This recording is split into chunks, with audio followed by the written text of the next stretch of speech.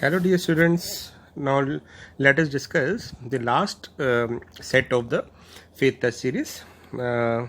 I hope आपने सारे के सारे टेस्ट पहले ही कर लिए थे, आई नो, बट कुछ स्टूडेंट्स के किसी डाउट किसी टेस्ट में डाउट से, तो आई होप आपने सब रिवाइज कर लिया होगा, राइट। तो डिस्कस करते हैं फटाफट लास्ट सेट, ठीक है, ई सेट, जिसमें पहले वही सेम पैटर्न को हमने फॉलो किया था। फर्स्ट 4 क्वेश्चन 1 मार्कर है, then 2 marker and then 4 and then 6। एक चीज़ और आप नोट करिएगा कि जितने भी ट्यूटोरियल मैंने अपलोड किए, कई बार क्या हो रहा है कि कुछ स्टूडेंट्स उसमें क्वेश्चंस को ऑब्जर्व नहीं कर पा रहे बिकॉज ऑफ क्वालिटी हमने पिक पेस्ट किए, इसलिए तो मैंने क्या किया है, जितने भी ट्यूटोरियल अपलोड किए हैं उसमें डिस्क्रिप्शन बॉक्स में सारे क्वेश्चन पेपर का लिंक अप दिया हुआ है, तो आप उसको क्वेश्चन पेपर को डाउनलोड भी कर सकते हैं, राइट। स्टार्ट करते हैं पहले क्वेश्चन से। In the first question we have to find the determinant of a raise to the power n। तो हमें पता है कि determinant of a raise to power n जो होता है वो तो डिटरमिनेंट ऑफ a की पावर n होता है। तो हम क्या करते हैं, इसका डिटरमिनेंट निकाल लेते हैं। कैसे निकालेंगे इसका डिटरमिनेंट? डायगोनल एलिमेंट्स को product cos square theta, then minus sin square theta, यानी cos स्क्वायर थीटा आ रहा है, फिर बीच में माइनस और फिर प्रोडक्ट आ रहा है माइनस sin स्क्वायर थीटा। तो cos square theta plus sin square theta हो जाएगा, और हमें पता है वो 1 होता है for all value of theta. तो इसका मतलब डिटरमिनेंट ऑफ ए 1 हो गया, और 1 की पावर n कुछ भी हो, मीन्स 1 को आप कितनी बार मल्टीप्लाई करते हैं, वी गेट 1। तो फर्स्ट पार्ट का आंसर आ जाएगा बेटा 1। सेकेंड पार्ट की बात करते हैं। एरिया 9 दिया हुआ है, तो हमें एरिया ऑफ ट्रायंगल का फॉर्मूला पता है क्या होता है। एरिया ऑफ ट्रायंगल का फॉर्मूला होता है यूजिंग डिटरमिनेंट है, ऑब्वियसली होना चाहिए, क्योंकि 1 मार्कर इसको डायरेक्ट भी निकाल सकते हैं, बट क्योंकि ये 12th का क्वेश्चन है तो डिटरमिनेंट का यूज़ करके करना चाहिए, और हो सकता है एग्जाम में लिखा भी आ जाए। तो कैसे क्या फॉर्मूला था, first vertex then third vertex, second vertex, third vertex, then 1 1 1। तो हम क्या करते हैं, इसको इस वाले कॉलम के अकॉर्डिंग खोल लेते हैं और इसको रख देते हैं 9 के इक्वल। तो ये 2 को जब उधर ले जाएंगे तो उधर आ जाएगा 18, या mod first term 0 then second term 0 then minus के क्यों लिखा है, क्योंकि ये 2 3 पोजीशन है, इसलिए इसका कोफैक्टर जो आएगा वो नेगेटिव साइन आएगा। -3 -3 -3 कितना हो जाएगा बेटा, -3 एंड -3 -6। तो 6 के इक्वल टू 18 प्लस माइनस आएगा, तो k की वैल्यू +-3 हो जाएगी। गिवन ऑप्शन में से जो हमारे पास ऑप्शन दी हुई है वो सिर्फ k की वैल्यू 3 दी हुई है, इसलिए हम इसमें सिर्फ पॉजिटिव वैल्यू ले लेंगे। अदरवाइज ये ऐसा भी क्वेश्चन हो सकता था कि प्लस माइनस दोनों ऑप्शन हो, तो फिर हम क्या करेंगे, तो उसमें जो भी होगी हम उसको मार्क कर लेंगे, ठीक है बेटा। चलिए अब अगला क्वेश्चन देखते हैं। थर्ड क्वेश्चन, ए और बी स्क्यू सिमेट्रिक मैट्रिक्स दिए हुए हैं हमें, और हमें क्या करना है, स्क्यू सिमेट्रिक मैट्रिक्स में ए बी सिमेट्रिक मैट्रिक्स हो कब होगा वो हमें बताना है, ठीक है। तो देखते हैं जरा, ए और बी स्क्यू सिमेट्रिक मैट्रिक्स है, तो इसका मतलब क्या हो गया कि ए का ट्रांसपोज -a है, बी का ट्रांसपोज -b है। तो ए बी सिमेट्रिक कब होगा, तो ए बी का ट्रांसपोज लेते हैं हम, तो ए बी का ट्रांसपोज आएगा बी ट्रांसपोज ए ट्रांसपोज, तो बी ट्रांसपोज -b है, ए ट्रांसपोज -a है, तो माइनस माइनस प्लस हो जाएगा, बी आ जाएगा। बट ये सिमेट्रिक कब होगा, ये सिमेट्रिक होगा जब ए बी का ट्रांसपोज ए बी आना चाहिए, बट हमारा आंसर बी आ रहा है, तो इसका मतलब कंडीशन क्या होनी चाहिए कि B A must be equal to A B, तभी हमारा आंसर ए बी आ पाएगा और हम कह पाएंगे सिमेट्रिक है। तो इसका मतलब यह पूछा था कि सिमेट्रिक कब होगा, तो हम कहेंगे if A B equal to B, right. Fourth question is very important question.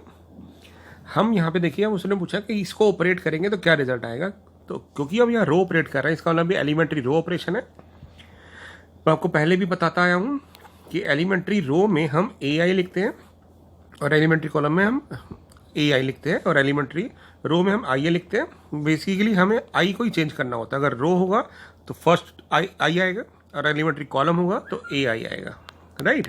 तो बेसिकली क्योंकि हम रो ऑपरेट कर रहे हैं, इसका मतलब हमें ए को आई ए लिखना है, राइट। इसका मतलब हो गया ये हमारा आई मैट्रिक्स है, ये हमारा ए मैट्रिक्स है। तो जब हम रो ऑपरेट करेंगे तो ऑब्वियसली जो सिंगल मैट्रिक्स है वो तो चेंज होगा ही होगा, यानी ये तो चेंज होगा। यहाँ पे R2 चेंज कर रहे हो, R2 चेंज कर रहे हो मीन्स R1 सेम रहेगी, R1 और R2 ऐड कर रहे हैं, तो ये आ जाएगा 17 और ये आ जाएगा -7। यहाँ पे कंफ्यूजन है, कई बार बच्चे क्या करते हैं, फर्स्ट में अप्लाई कर देते हैं, कोई सेकंड में कर देते हैं, कोई इनका प्रोडक्ट करके कर देते हैं। आपने ध्यान रखना है कि हमेशा आई में चेंज करना है। तो एलिमेंट्री में आई फर्स्ट वाला मैट्रिक्स होता है, तो हमें फर्स्ट वाले मैट्रिक्स में चेंज लाना है, यानी 2 3 first row as it is रहेगी, ऐड करेंगे तो आ जाएगा 1 + 2 3 और 3 + 4 7। सेकेंड वाला मैट्रिक्स एज इट इज आएगा, क्योंकि हमें इस वाले में ए को चेंज नहीं करना है, राइट। तो ये हमारा आंसर हो जाएगा। अगर यहाँ पे हमें कॉलम को ऑपरेट करना होता तो कॉलम में जो होता वो होता आई है, तो हम इस वाले में चेंज करते हैं, राइट। तो ये थोड़ा सा ट्रिकी क्वेश्चन है, 1 मार्क के लिए गलत हो सकता है, इसलिए ध्यान से इसको कंसेप्ट को रिवाइज करिएगा। चलते हैं नेक्स्ट क्वेश्चन पे। 5th क्वेश्चन था हमारा, विदाउट एक्सपेंडिंग हमें इसको प्रूव करना है, और ABC AP में है। तो AP में होता है तो हमें पता क्या होता है, 2B = A + C होता है। तो हम इस वाले कंसेप्ट को कैसे यूज़ करेंगे, ध्यान से देखना। हम A और C को कैसे लाएंगे, हमारा डिटरमिनेंट जो है मैं लिख देता हूँ, मे बी शायद क्लियरली विजिबल ना हो आपको, बट आप पेपर डाउनलोड कर लेंगे, इसका PDF फाइल है, डिस्क्रिप्शन बॉक्स में मैं इसका भी लिंक दे दूंगा, आप इजीली डाउनलोड कर सकते हैं। पहले ट्राई करिएगा, क्वेश्चन को नहीं आए तो फिर आप उसके बाद सॉल्यूशन देखिएगा, राइट। ओके बेटा, A + C लाना है हमें, A + C लाना है तो हम क्या करेंगे, रो 1 और रो 3 ऐड कर देते हैं, राइट। तो जब ऐड करेंगे फर्स्ट रो थर्ड रो को, तो आ जाएगा 2x + 4,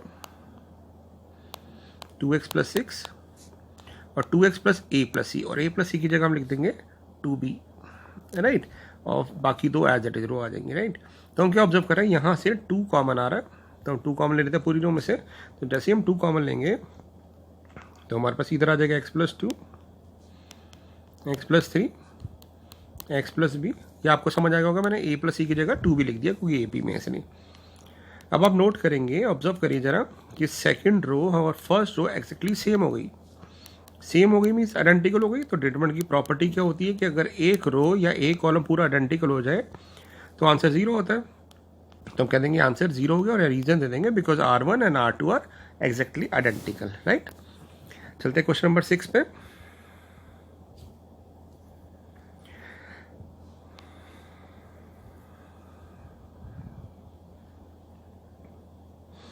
क्वेश्चन नंबर 6 को बेटा 2 तरीके से कर सकते हैं, या तो आप किसी एक्स मैट्रिक्स को 2/2 को अज्यूम कर लो ABCD और फिर मल्टीप्लाई कर दो, नहीं तो बेस्ट तरीका क्या, ध्यान से देखिएगा, हम इसको इन्वर्स वाले मेथड से करेंगे, इजी रहेगा।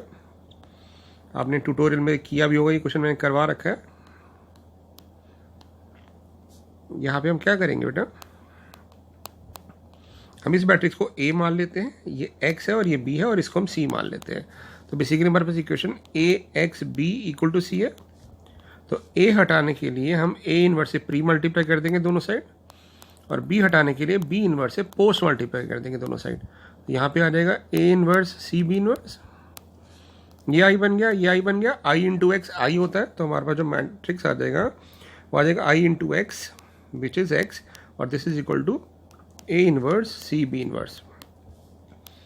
X निकालने के लिए हमें A इन्वर्स चाहिए, तो 2/2 में इन्वर्स कैसे निकालते हैं आपको याद है, डायगोनल एलिमेंट को इंटरचेंज करते हैं 2 2, नॉन डायगोनल एलिमेंट के आगे माइनस साइन लगा देते हैं, और डिटरमिनेंट 4 - 3 आ रहा है तो 1 से डिवाइड करते हैं, तो ये 1 है तो इसको एज इट इज रखेंगे। C में ये 4 3 1 1 एज इट इज आएगा। B का इन्वर्स इसी तरह निकालते हैं, 7 और 1 को इंटरचेंज करेंगे, डायगोनल के आगे साइन चेंज करेंगे, और डिटरमिनेंट आ रहा है 7 + 2 9, तो 9 से डिवाइड कर देंगे। यहाँ कर सकते हैं या सीधा बाहर ही कर देते हैं। अब इनको मल्टीप्लाई करते हैं, किसी भी ऑर्डर में कर सकते हैं, तो वो ऑर्डर मतलब पहले हम लास्ट 2 या पहले फर्स्ट 2 ही कर सकते थे। तो पहले फर्स्ट लास्ट 2 कर रहे हैं मल्टीप्लाई, तो आ जाएगा ये, जब मल्टीप्लाई करेंगे तो 4 - 3 1, देन 6 + 21, 6 + 21 हो जाएगा 27, राइट। उसके बाद हम चलते हैं आगे, यहाँ पे अब हम मल्टीप्लाई कर रहे हैं 1 1 - 1 0, राइट। उसके बाद हम मल्टीप्लाई करेंगे तो आ जाएगा 2 + 7 8। उसके बाद हम यहाँ पे 1/9, तो आ जाएगा 2 - 0 2, उसके बाद आ जाएगा 27 इंटू 54, 54 माइनस 24, तो आ जाएगा आपके पास 30, राइट। देन -1 आ जाएगा यहाँ पे, और उसके बाद यहाँ आ जाएगा -27 प्लस 16, तो 4 और 7 ये हो जाएगा -11।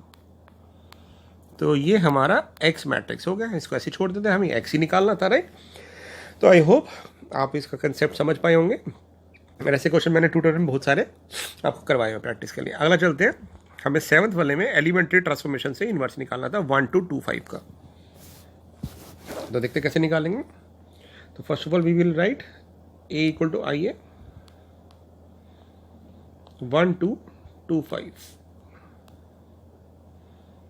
यहाँ पे 1 0 0 1।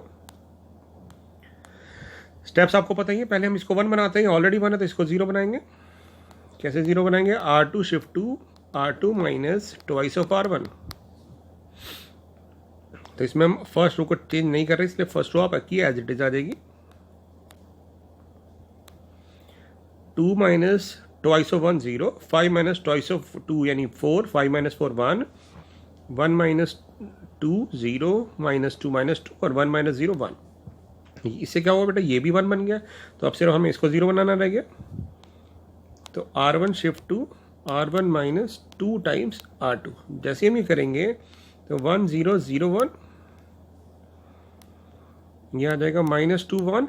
तो यहाँ पे हम लिखेंगे 1, मैं रफ वर्क करके दिखा देता हूँ, -2, तो ये आ जाएगा 5, फिर 0 -2 और फिर हम इसको जब कंपेयर करेंगे तो हम लिखेंगे कि हमारे पास जो आंसर आ रहा है वो आया I equal to A inverse into A. तो हमने कंपेयर किया तो इसका मतलब क्या मिल गया कि हमारा ए इनवर्स आ गया 5 -2 -2 1। और हमें पता है कि भी हम इस कॉन्सेप्ट भी चेक कर सकते हैं ना, कैसे डायगोनल इंटरचेंज किया तो 1 5 का 5 1 हो गया, नॉन डायगोनल का माइनस साइन लगा दिया और डिटरमिनेंट 1 आ रहा है इसलिए डिवाइड कर दिया।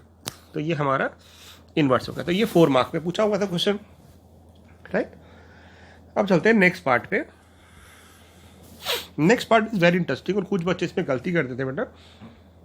हमें क्या करना है, यहाँ पे हमसे बोला गया 2 मैट्रिक्स है, तो मैं उन 2 मैट्रिक्स को ना नाम दे देता हूँ ए बी। पहला मैट्रिक्स है मेरे पास -4 4 4, -7 1 3, 5 -3 -1। दूसरा मैट्रिक्स है 1 -1 1, 1 -2 -2 एंड 2 1 3। एक चीज़ याद रखनी है, करने से पहले याद रखिएगा, जब भी ऐसा कोई क्वेश्चन आता है जिसमें हमें प्रोडक्ट का यूज़ करके कह रहे हैं यहाँ पे फाइंड ए बी और फिर उस प्रोडक्ट का यूज़ करके इक्वेशन निकालना है, तो हम कैसे निकालेंगे ध्यान रखिएगा। तो जब भी इनको मल्टीप्लाई करेंगे ना बेटा, आपने ध्यान रखना है इनको मल्टीप्लाई करने पे ये हमेशा एक स्केलर मैट्रिक्स आएगा। स्केलर मैट्रिक्स मीन्स इसके डायगोनल सेम आएंगे और नॉन डायगोनल सारे 0 होंगे। आप चेक कर सकते हैं, ठीक है। तो हम मल्टीप्लाई करते हैं पहले फर्स्ट रो को फर्स्ट कॉलम से। तो -4 + 4 0, तो -8 हो गया, ये 8 हो गया, सॉरी है ना, 8 हो गया। तो ये बन जाएगा आपके पास 8 0 0 0 8 0 0 0 8। तो आपको देखेंगे यही आंसर आ रहा होगा, आप चेक कर सकते हैं। तो 5 + 6 - 3, तो 8 आ रहा है, राइट। तो यहाँ पे हम क्या कह रहे हैं कि ए बी जो है वो 8i आ गया। अब उसके बाद यहाँ बोला गया कि इक्वेशंस को सॉल्व करो, और इक्वेशन कैसी थी हमारी पास इक्वेशन थी x - y + z = 4, x - 2y - 2z = 9 और उसके बाद 2x + y + 3z = 1। तो जब हम इसको मैट्रिक्स फॉर्म में लिखेंगे बेटा तो ये आ जाएगा 1 - 1 1 1 - 2 -2 2 1 3। और जब हम इसको एक्स वाई जेड में कन्वर्ट करेंगे तो हमारे पास ये आ जाएगा 4 9 1।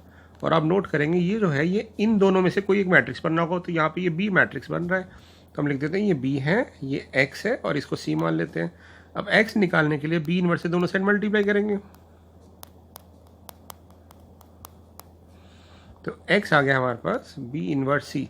अब क्या करना है, कुछ स्टूडेंट्स क्या करते हैं यहाँ पे बी इनवर्स डायरेक्टली निकालने बैठ जाते हैं, जबकि गलत है। मैंने ये भी सारी टाइप्स कराई हुई हैं, अगर आप नोट करेंगे ये आपके डिटरमिनेंट वाले ट्यूटोरियल में इंपॉर्टेंट टाइप में कवर अप है जिसमें 6 मार्क में सारी टाइप्स बताई थी। तो आपने जो बी इनवर्स निकालना है बेटा वो इस रिजल्ट का यूज़ करके निकालना है। तो हम क्या करेंगे, इससे बी इनवर्स कैसे निकालेंगे, देखिएगा इस इक्वेशन में अगर आप बी इनवर्स से दोनों साइड मल्टीप्लाई कर देते हैं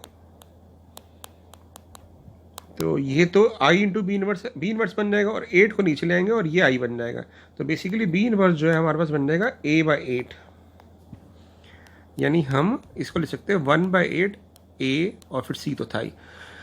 आपने बहुत सिंपल है याद रखना है कि A B equal to N I आएगा। तो अगर बी इनवर्स निकालना हो तो बी इनवर्स हो जाएगा a/that n, और अगर ए इनवर्स निकालने को तो जाएगा b/that n, राइट। हमेशा वो कॉन्स्टेंट आएगा। मेरी बात समझ पा रहे हैं आप। तो अब हम क्या करेंगे, कुछ नहीं करना, ये सबसे आसान क्वेश्चन होता है क्योंकि यहाँ पे कोफैक्टर भी नहीं निकालने। अब बी मैट्रिक्स बी इनवर्स निकाल लिया हमने इस रिजल्ट से। अब ए की वैल्यू तो ये ऑलरेडी आई हुई है, यानी मैं कोफैक्टर नहीं निकालने। तो या ये मत सोचिएगा हमें कोफैक्टर निकालने, नहीं, सीधा हमारे पास ए इनवर्स आ चुका है एक रिजल्ट से और हमें बोला गया कि रिजल्ट से ही सॉल्व करना है हमें। यहाँ पुट कर देंगे और सी हमारे पास क्या है, सी हमारे पास है 491।